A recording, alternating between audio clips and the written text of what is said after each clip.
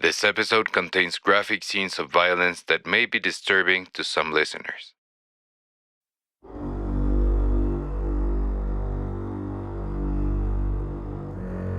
In previous episodes of Transportista, Who Killed Captain Coral?, we talked about the events that led to the murder of Humberto Coral. In this episode, we ask, what kind of man was Humberto Coral? Before he met the tragic fate of becoming an anonymous casualty in a brutal war, he was a husband, father, and a decorated member of the National Police of Colombia. We've talked about his death. In this episode, we examine the life of Captain Coral.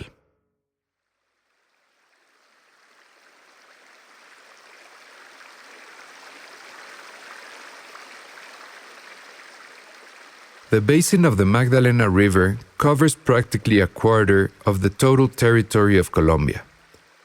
This gigantic river artery flows into the Caribbean in Barranquilla, Colombia's fourth most important city and known for its rich cultural heritage. The warmth of its waters is reflected in the hearts of its people, as if they carry the rhythm of the accordion in their blood, in their very own river arteries.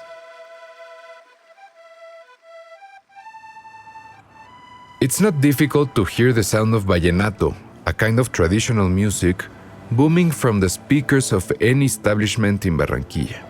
Whether it's a bar or a pharmacy, people enjoy it, they dance it, and they dance it well. Let's rewind to 51 years ago.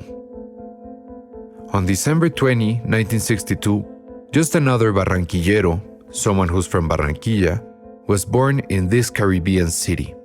A coastal boy who grew up in love with music. Animated, dancer, charismatic. His name, Humberto Coral Caballero. Here is Erwin Camargo, one of Humberto's closest friends in Barranquilla. They met at school when they were kids. Como es un colegio público. Since it was a public school, a lot of people didn't have money. During recess, many didn't have anything to eat, and he was part of that group who would ask, "Have you eaten? What are you going to eat? Have a soda, eat an empanada." He was a generous guy, a good person. But also, on top of that, he was a determined warrior type who knew what he wanted, always pushing forward. As the saying we and also other people use, he had 4 balls, which means he didn't hold back. Because there are people who dare to do things and others who don't. He was one of those who dared to be the worst. His family and friends called him by the same nickname, Humbertico. And Humbertico, with his 4 balls, was one of the police officers who helped end the drug kingpin who shook the whole world, Pablo Escobar. But Humbertico didn't always want to be a police officer. Initially, he wanted to be a teacher. Nosotros somos normalistas de profesión, de formación, pedagogos. We are normalistas or student teachers by profession and training. We are pedagogues, which means that Humberto and I were educated to teach, to become teachers and educators. And as a good Barranquillero, this teacher also stood out for having a good time. Humberto era muchacho avanzado con respecto a mí, en el sentido de que... Humberto was more outgoing than me, in the sense that he went out more, had more experiences, and was more successful with girls. So, with Humberto, I went for the first time to a bar in downtown Barranquilla to dance salsa with some girls and drink aguardiente. He got me drunk and we went out into the street to wander around. That is something I will never forget. Although Humbertico enjoyed partying, he also sought balance. One of the ways he did this was making an effort to stay in shape. Sí, Humberto era un mediocampista de contención. Humberto was a very good defensive midfielder in soccer. Despite not being very tall, he was muscular because he liked to exercise. He liked to lift weights, and he was the one who defended us all on the team. He was a warrior, a fighter, a good soccer player. In his teams, he took on a leading role. He was a natural leader. Por ejemplo, tenemos un amigo que vive en Estados Unidos. Gustavo. For example, we have a friend who lives in the United States, Gustavo, and every time we talk to him and ask him, "What's up? What are you doing?" he replies, "I'm standing tall." And I remember that every time I heard that phrase from Gustavo Mata, he said, "You do know that it's not my line, right?" I asked him, "What do you mean?" And he says, "That line is from Humberto. I used to hear Humberto shout it out during soccer games when morale was low and the team needed a boost. From the middle of the field, he would yell, 'Let's go! Let's stand tall! What's the matter?'" With this affectionate leadership style and easy camaraderie, he joined the police. There, his rapid ascent began. Quienes lo conocían de cerca y después hablan, dicen que escaló muy rápido. Those who knew him well and later spoke of him say that he climbed very quickly, assuming many responsibilities precisely because he was a judicious, responsible, and righteous person. He was always very formal and serious, but had a way of combining being joyful or playful and responsible at the same time. I believe that the teaching training we received at college was fundamental for all of us. Whomever of us you may encounter will have the same approach: serious and responsible people.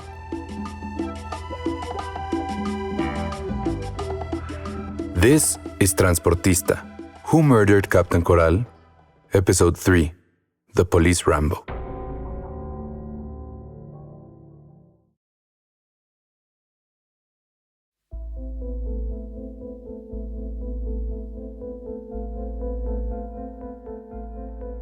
As Humbertico was training to become a police officer, he was stationed in the city of Ibagué. Through mutual friends, he met a young woman from the city who was still in school. Nos hicimos amigos. Con el tiempo, terminamos una relación de novios. We became friends. Over time, we started a romantic relationship. Then, after about a year and a half of dating, he said to me, "Stay with me." And I stayed to live with him, to share life with him, to support him. Because that's what he said most. "Well, in this job as a police officer, I need you. I need support from a woman who supports me, who is unconditional, and who will follow me wherever I go." And that's how it was. Luz Mary Garrido and Humberto Coral fell in love the way young people do, quickly and head over heels. Shortly after, Luz Mary became pregnant with their first child, whom they named Franklin Humberto. His nickname, Beto. He was born in May 1986. Luz Mary was only 18 years old and Humbertico was just 23. After training as a police officer in Ibagué, Medellín, and Bogotá, Coral was transferred to a remote community called Santa Elena de Lopón. He moved there with Luz Mary and one-year-old Beto. At that time, Santa Elena de Lopón had just over 4,000 inhabitants and a strong presence of guerrillas. Guerrillas are local militarized oppositional forces to the government. Guerra means war in Spanish, and guerrilla literally means little war. But this word is customarily used to reference a localized warfare between big government and decentralized local opposition. The Colombian guerrillas were fighting for liberation of the land and autonomy against the government and government-backed paramilitares. Paramilitares are illegal armed groups that emerged to counter guerrilla forces and often carried out violent attacks against civilians. A small war was raging in this remote town of Santa Elena de Lopón.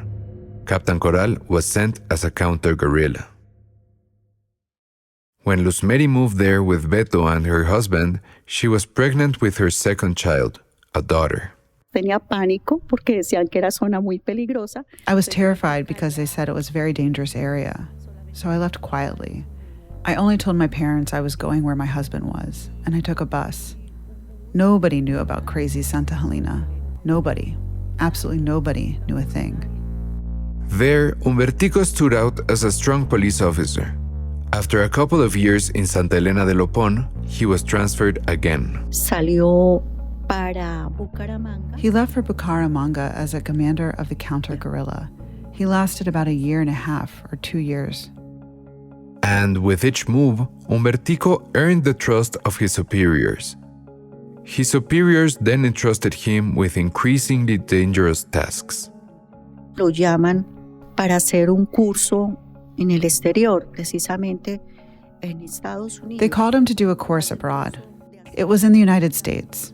He took the promotion course to captain, and then he stayed, working in anti-narcotics at El Dorado Airport. El Dorado, or the Bogota Airport, is the most important airport in Colombia. It was there, in that strategic location, where Humbertico experienced a bittersweet achievement.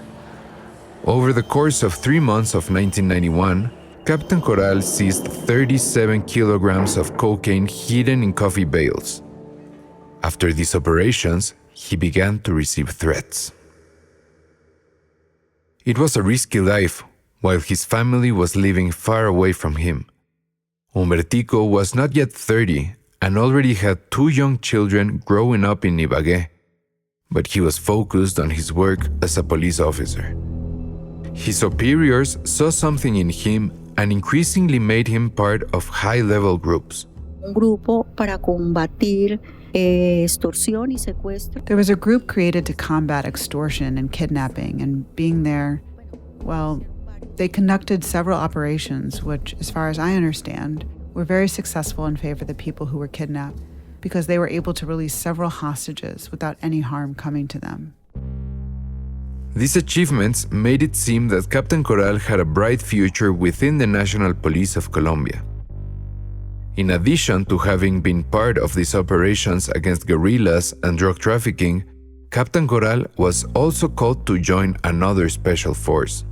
Se fue a trabajar a la DIGIN. And he went to work at the DIGIN. They called him into work. And from what I understand, the DIGIN is like police officers who investigate other police officers who are involved in corruption and things that aren't good. The DIGIN, or the Directorate of Judicial and Investigative Police, was the area of the National Police of Colombia responsible for investigating all types of criminal activity. This elite force carried out intelligence and counterintelligence duty, and Captain Coral became known as a sapo, meaning somebody who revealed corrupt behavior from their colleagues. It is, let's say, a select group of police officers distinguished for their honesty, who support the rest of the corporation to, quote, to provide timely support to the administration of justice in the fight against impunity, end quote. Today, the DIGIN is the group of police in Colombia that collaborates with Interpol. Some of the members of the DIGIN at that time were part of the search block. According to witnesses, this could have meant they investigated colleagues that could have been involved in corruption or collaboration with the criminal groups they were supposed to fight against. We'll be back after a short break.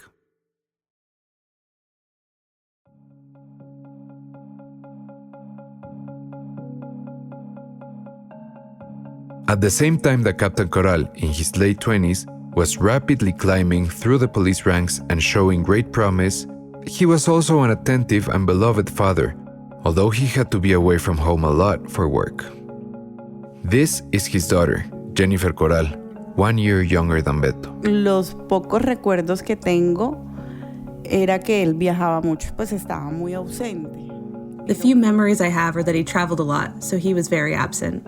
He was an absent father due to his profession, but when we spent time with him, it was like this unique moment. As we mentioned, Colombia was immersed in an open war between the state and criminal forces.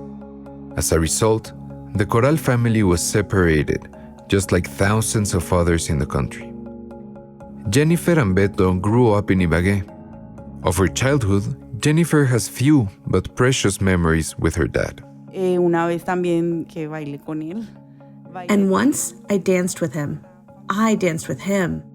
It was a family party on my mom's side, and he invited me to dance. I was his partner all night, and I was super happy, like no one else was going to dance with him, only me.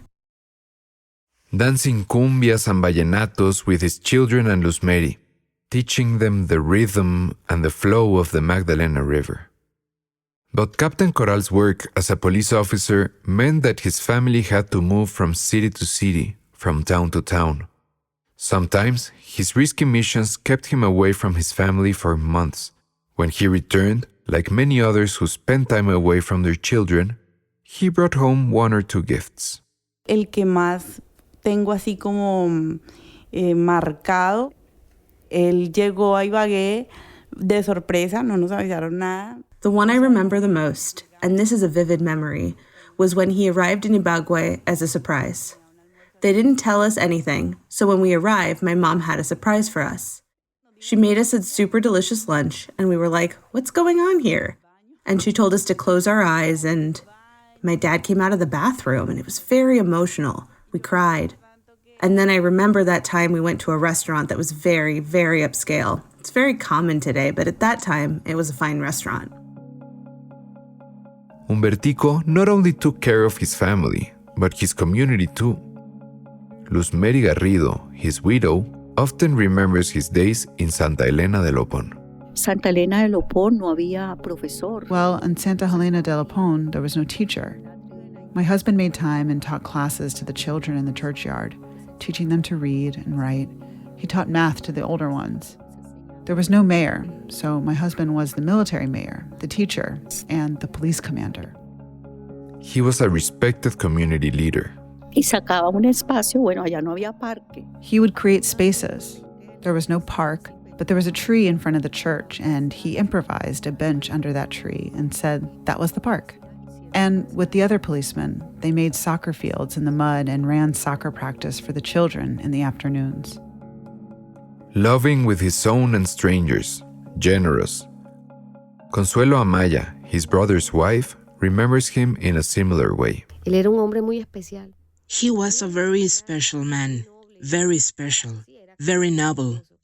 Yes, he was from the coast, and he was funny. But if you were his friend and you didn't have food to eat, Humbertico would give you some.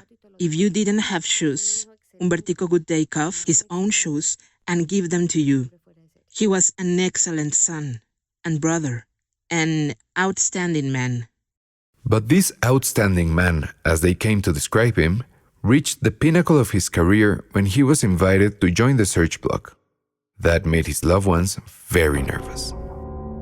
A él lo nombran comandante de bloque de búsqueda y dio muchos resultados exitosos. He was appointed commander of the search block and had many successful results. He was one of the favorites. They call him the Rambo of the police. And yes, we always knew what he was doing, what operation he was on, which stressed his mom and worried her. We were very worried because we knew what he was doing. He was practically doing intelligence work, and he was telling us that he was in the sewers, that he was there, that he was here, and we were always very worried. As part of the search block that took down Pablo Escobar and also a member of the Dijín, Humbertico seemed different. A few weeks before his murder, Captain Corral went on a short vacation to Barranquilla to visit his mother. He was in town at the same time as Consuelo. Pero cuando él vino, él estaba, que yo se lo alcancé a decir, que yo lo veía como nervioso, como preocupado. But when he came, I could tell he seemed nervous, like he was worried. Obviously, he was worried because a person who had requested a transfer didn't get it. Someone else has also requested one and did not get it quickly, when he should have been taken out of the country immediately. But it's difficult to know for sure what made Captain Corral so nervous. Because yes, he had pursued Colombia's and the world's most dangerous drug lord, but he also had other stories. Humbertico was an exceptional policeman, but as a person, he wasn't flawless. Pero, como todo ser humano, tendría todos sus defectos también. But like every human being, he also had all his flaws. According to those closest to him, these flaws could have cost him his life. Ervin Camargo mentioned that Humbertico had a way with women since he was young. So it wasn't a big surprise for those who knew him to find out that Captain Humberto Coral was in another romantic relationship with Luz Mari Arboleda Mazo, that mysterious policewoman he had gone out with on the night of his murder. Yo recuerdo que entre nosotros, porque sabíamos que Humberto era coqueto, Humberto era un tipo que le iba bien con las mujeres, tipo pinta y toda la cosa, entonces... I remember among our friend group, we knew Humberto was flirtatious. Humberto was a guy who did well with women, a good-looking guy and all of that. As far as I know, they used a woman there as bait. It's unknown whether she had anything to do with it, but she appeared in many places as his girlfriend. And here he had his wife and kids and everything else. It's not that strange that he became a flirtatious guy. And being far away from his family and all that, things that are not worth evaluating. He was a family man who tried to be close to his loved ones, but his dangerous job kept him away. He was a recognized police officer who was rewarded with more risky positions. That was Captain Coral, Humbertico to his friends in Barranquilla, a person who sought to bring peace not only to his family, but also to his community and his country. A man who was also dishonest with his partner, the mother of his children. Humberto Coral, a life that ended at only 31 years of age, in the midst of a war that continues, and of which he was never considered a hero. Humbertico dio todo por este país. I mean, Humbertico gave everything for this country. Humbertico died. There is nothing we can do about that, but he died as a result of what he did for this country. Unfortunately, in this country, there are no heroes. At the moment, when your family is mourning you, you are a hero. But afterward, you are forgotten. Nobody remembers Humbertico anymore, but they do remember who Pablo Escobar was. Do you know what I mean? Transportista, Who Murdered Captain Coral is a production of Exile Content Studio and Detective, in partnership with iHeart's My Cultura podcast network, and is hosted by me, Álvaro Céspedes. Production by Diego Olivares Jiménez and Álvaro Céspedes, with the help of Sabine Jansen, Andrea Ceballos, Ana Isabel Octavio, and Verónica Hernández. Written by Álvaro Céspedes. Edited by Carmen Graterol. Fact-checking by Desiree Yepes. Adaptation to English by Magali Stransky. Executive producers are Carmen Graterol, Rose Reed, Isaac Lee, and Diego Enrique Osorno. Sound design by Hugo Mendoza, Pachi Quiñones, and Gonzalo Messi. Original music by Sebastián León. Thanks to the voice actors who contributed in this episode. Beto Coral is Horacio Mancilla. Ervin Camargo is Luis García. Luz Mary Garrido is Rose Reed. Jennifer Coral is Andrea Ceballos. Consuelo Amaya is Verónica Hernández. Daniel Batista oversees audio at Exile Content Studio. Our executive producers at iHeart are Giselle Vances and Arlene Santana. Research by Meño Larios and Emma Friedland. Production supervision by Julio González. Created by Diego Enrique Osorno. For more podcasts, go to the iHeartRadio app or wherever you listen to your favorite podcasts.